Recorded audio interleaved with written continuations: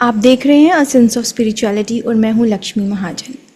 आज हम एक ऐसे गूढ़ और रहस्यमय विषय पर चर्चा करने जा रहे हैं जो आत्मा से जुड़ा है।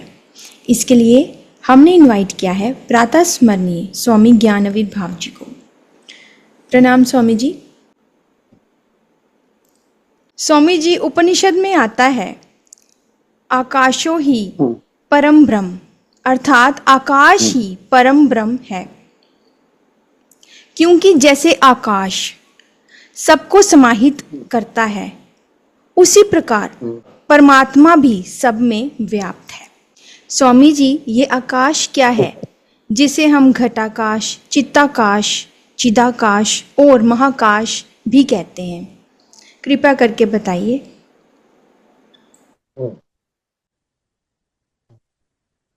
ये है बॉडीलेस बॉडी।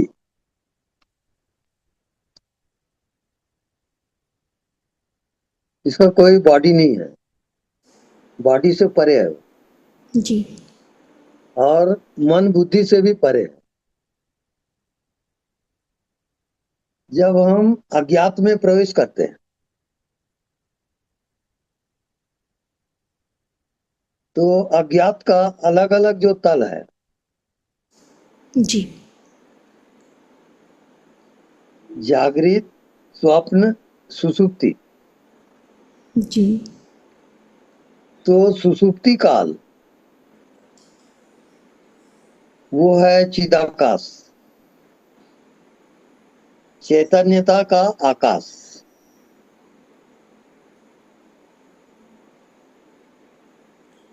वहां जाके वो सृष्टि रचना से परे होता है।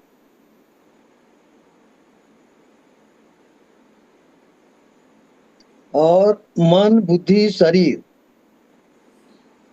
इसका अभाव होता है। वहां संसार माया का लोप हो जाता है और केवल चेतन सत्ता, महाजीवन एकमात्र रह जाता है। तो स्वामी जी, क्या चिदाकाश में हमें आत्मा का दर्शन होने लगता है? जी हाँ, दर्शन वही है चिदाकाश। शरीर में जो जीवित है वो अनंत का है, पूरे ब्रह्मांड की शक्ति है उसमें।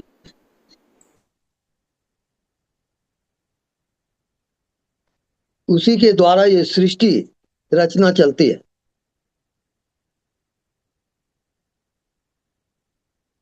तो जो अपने मन बुद्धि से परे होता है, मन बुद्धि का ज्ञाता,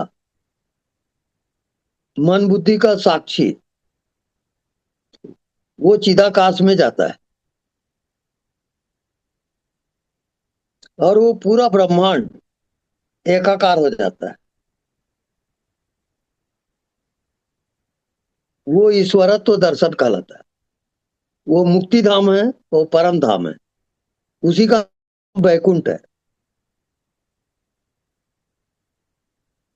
तो मनुष्य जीवन ये केवल मोक्ष का द्वार है। बाकी देव योनि में मुक्ति का विधान नहीं है, पशु योनि में मुक्ति का विधान नहीं है।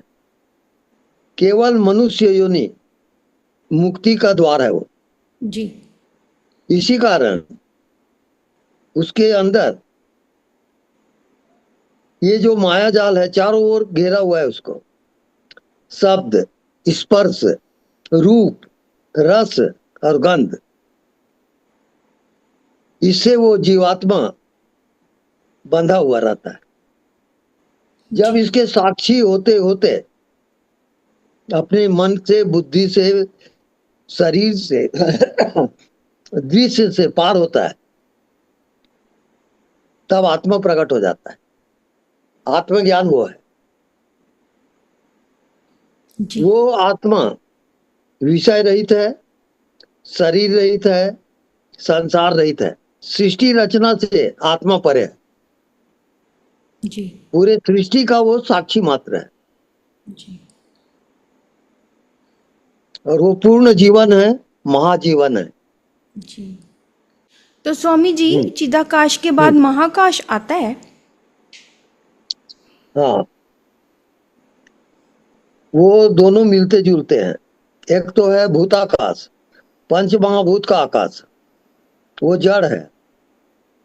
अब जी। भूताकाश से जब पार होता है वो, तब चिदाकाश में जाता है।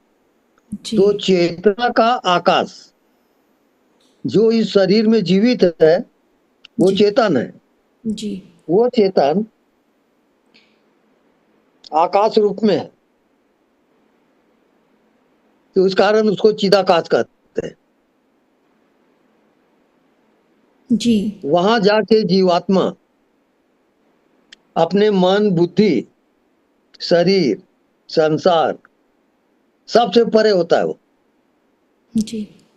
उसको कहते हैं मोक्ष धाम, परम धाम, वैकुंठ आदि उसका नाम है। वो मनुष्य जीवन की मंजिल है। जी। और ये मनुष्य योनि मोक्ष का अंतिम द्वार है। ये चांस को जो खोया, वो खोते ही चला जाता है, उसका आदि अंत नहीं है। जी। आत्मा का गुरु मिलना मुश्किल है, जी। और आत्मा का गुरु ये है, तो उसको समझना मुश्किल है। तो एक और स्थिति आती है, समझते समझते जब आप नासमझ होते हो, तो मन से परे, बुद्धि से परे, और जितने ज्ञान ध्यान है सबसे परे, तब चिदाकाश में प्रवेश होता है। जी। वो चिदाकाश अंतिम मंजिल है, वो मोक्ष का द्वार है। उसी को हम वैकुंठ कहते हैं। आपने बोला भूताकाश के आगे चिदाकाश आएगा, तो हम अभी हम्म, भूताकाश में रह रहे हैं, और हम्म, आप जो हमें बोलते अनदेखे को देखा करो, उससे हम चिदाकाश में हम्म, पहुंचेंगे, ऐसा ही है? हम्म। नहीं, भूताकाश से परे चिदाकाश है। जब जी। भूताकाश में आप चले गए, उसके बाद भूताकाश का साक्षी कौन,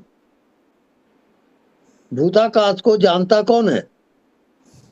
तो जानने वाला भूताकाश से परे है, उसको हम चिदाकाश कहते हैं। चेतना का आकाश। जैसे इस शरीर में चेतना है, अब उस चेतना से एक हो जाओ आप, तो वहां शरीर नहीं है, संसार भी नहीं है, जी। केवल चिदाकाश है वो। जी। चेतना ही चेतना है वहां। जैसे सागर में पानी ही पानी होता है, जी। ऐसे चिदाकाश में महाजीवन है वो, अनंत है वो जीवन। इस जी। कारण उसको परमात्मा कहते हैं। जी। चिदाकाश का दूसरा नाम परमात्मा है। जी। स्वामी जी, घटाकाश और चित्ताकाश, ये क्या है? घटाकाश जब खाली घड़ा है जी। और उसमें जो आकाश है, वो घटाकाश कहलाएगा। फिर जी। मठाकाश होता है कि मकान है और उसमें खाली जगह जो है, वो मठाकाश कहलाता है। फिर जो अपनी चेतना में चला जाता है, तो चेतना भी आकाश जैसे है। आकाश जड़ है और उसकी चेतना चेतन है, तब उसको हम चिदाकाश कहते हैं।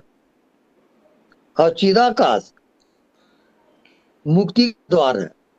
जी। वहां जाके जीवात्मा मुक्त होता है और केवल जीवनी सत्ता रह जाती है, महाजीवन। जी। वो कहलाता है ईश्वरत्व। जी। ये जीव की मंजिल है। जी। ईश्वरत्व उसका स्वभाव है, उसको वो भूल गया है और अपने को शरीर समझ के जीता है वो। ये उसकी यात्रा है जीव की। हम्म, स्वामी जी, जैसे हम आम भाषा में बोलते हैं कि धरती, आकाश, पृथ्वी, जल, तो जो हम अभी आकाश की बात कर रहे हैं, ये वही आकाश है जो ईथर से बना है। बिल्कुल। जी।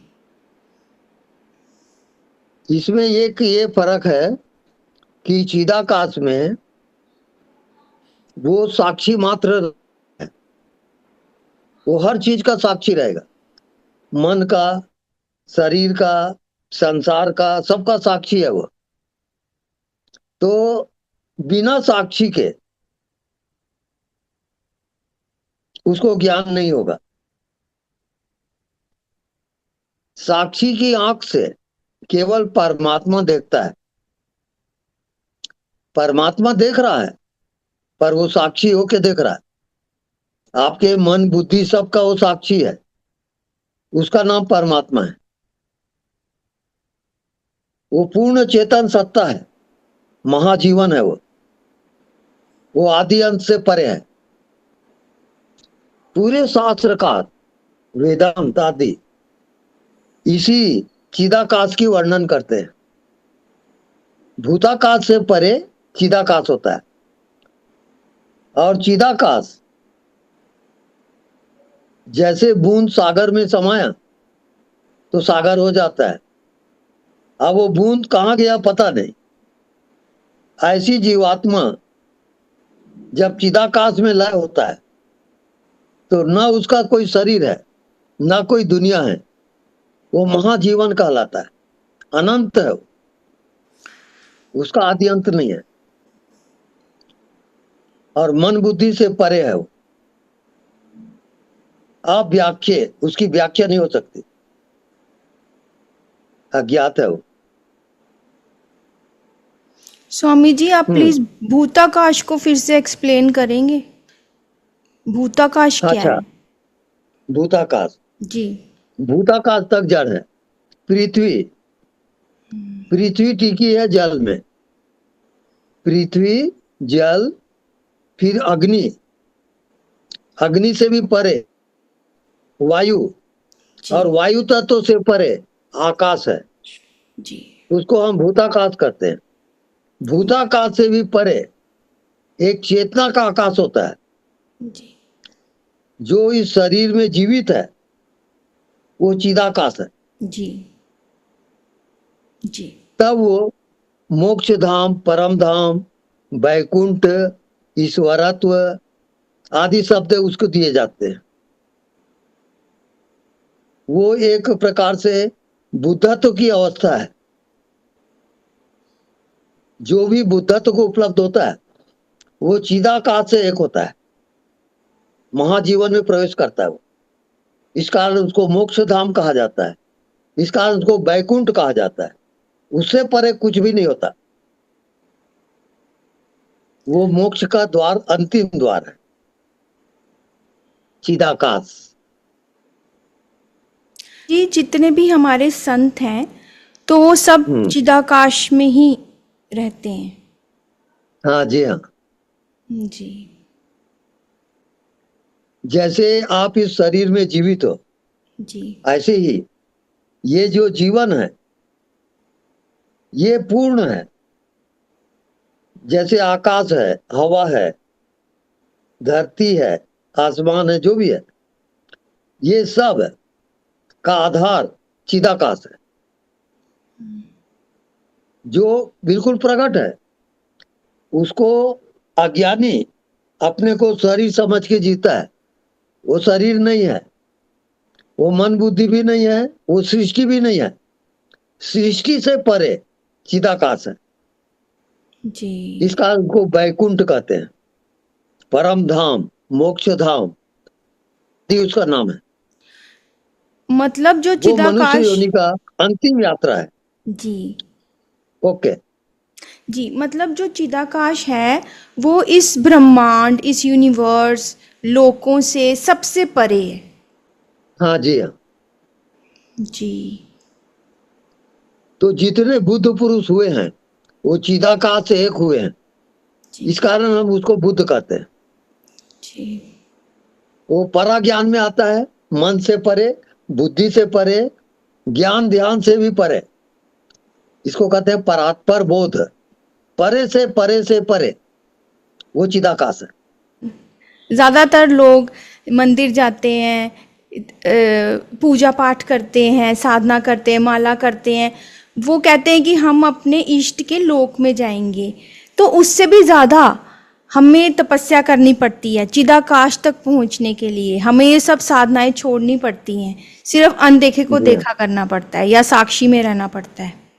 हम्म, जी एकदम राइट है। जी स्वामी जी। साखी आखी ज्ञान बिनु बंधन छूटत ना है। जी जब तक से साक्षी की आंख प्रकट नहीं होगी तब तक से बंधन में वो जीवात्मा रहेगा। साक्षी की आंख खुलते ही वो मुक्त होता है। साक्षी की आंख क्या है? इसको कहते हैं थर्ड आई। जो भी दिखाई दे रहा है वो मायाकृत है, उसका वो साक्षी रहेगा। साक्षी वो निरंतर है पर उसको वो जानता नहीं है। जब मन के बुद्धि के आप साक्षी हो गए तो अज्ञात में प्रवेश होगा और वो अज्ञात पूरे ब्रह्मांड से एक हो जाएगा। कैसे? जैसे नदी बह रही है तो नदी बहते बहते जब सागर में जाती है तो सागर हो जाती है। ऐसी जीवात्मा परमात्मा से आया है और परमात्मा में ही जाके लय हो जाएगा। उसको हम कहते हैं मोक्ष द्वार, परम द्वार, बैकुंठ आदि उसके नाम है। मैंने सुना हम्म, है कि तपलोक भी है, तो वहां पे हम्म, तपस्या करती हैं आत्माएं और फिर उनको मोक्ष हम्म, मिलता है। उसका क्या रहस्य है? क्या ये सच है? हाँ सत्य है। क्या ये काल्पनिक है? सच में काल्पनिक है लोक? नहीं, काल्पनिक नहीं है, हकीकत है सब। इसका रहस्य साखी आखी ज्ञान बिनु बंधन छूटत ना है। जब तक आपके अंदर साक्षी की आंख पैदा नहीं होगी आप इसको नहीं जान सकते। ये अज्ञात रहेगा, छिपा हुआ रहता है। और हर मनुष्य के शरीर के अंदर ये जो 7 लोग है, जी सातों लोग मनुष्य के अंदर विद्यमान रहता है। जी इस कारण मनुष्य योनि मुक्ति का द्वार है। इसी योनि में मुक्त हो सकता है। देव योनि में मुक्ति का विधान नहीं है, पशु योनि में मुक्त नहीं हो सकता। वो केवल मनुष्य योनि को अधिकार है तो होने का। इस कारण बहुत कीमती है मनुष्य योनि। जी जो साक्षी होके जीता है जी वो सभी लोकांतर से परे हो जाता है। जी जो आत्मा है वही परमात्मा भी है। आत्मा ही परमात्मा है और जी परमात्मा ही सबकी आत्मा है। तो आत्मज्ञान विषय रहित है वो। जी वहां कोई विषय नहीं है, ना शरीर है, ना मन है, ना कोई दुनिया है। वहां केवल शुद्ध जीवनी सत्ता है, महाजीवन है वो। चींटी से लेके ब्रह्मा तक वो आत्मा एक समान रहता है और सबको जीवित रखा है वो। जी। उसको कहते हैं महाजीवन। स्वामी जी, आपने कितनी तपस्या की है ना, तो आपको ये फल मिला है। हमको पता नहीं हम क्या किए हैं, लेकिन इतना हमको मालूम है कि हमको जो मिला है वो गुरु कृपा से मिला है। हमारी कोई शक्ति नहीं कि हम आत्मा को जान लें। गुरु कृपा हुई और जैसे ही मैं झुका जी और वो हाथ से स्पर्श किए वैसे ही मैं बेहोश हो गया। जी उसमें मेरे को पता नहीं मैं कहाँ गया, क्या हुआ। इस कारण मैं जो भी हूँ गुरु कृपा से हूँ, मेरा अपना कुछ भी नहीं है। जी स्वामी जी। जी स्वामी जी। ठीक है स्वामी जी, एंड करते हैं। आज जो आपसे ज्ञान मिला उससे हमने यही जाना कि जी घटाकाश इज बॉन्डेज, चित्ताकाश इज इल्यूजन, चिदाकाश इज रियलाइजेशन और महाकाश इज लिबरेशन। इसका अर्थ है कि जी हाँ। घट, घट यानी शरीर में आकाश सीमित है। चित्ताकाश इल्यूजन है, भ्रम है, विचारों और कल्पनाओं से भरा है। चिदाकाश, चिदाकाश वो दर्पण है जहाँ आत्मा स्वयं को देखती है। और जी हाँ। महाकाश, और महाकाश एक अनुभूति है। महाकाश को वही देख सकता है जो अपनी फॉल्स ईगो को मिटा देता है। आपके इस दिव्य ज्ञान के लिए आपको बहुत बहुत धन्यवाद और कोटि धन्यवाद। कोटि कोटि कोटि प्रणाम प्रणाम। जी।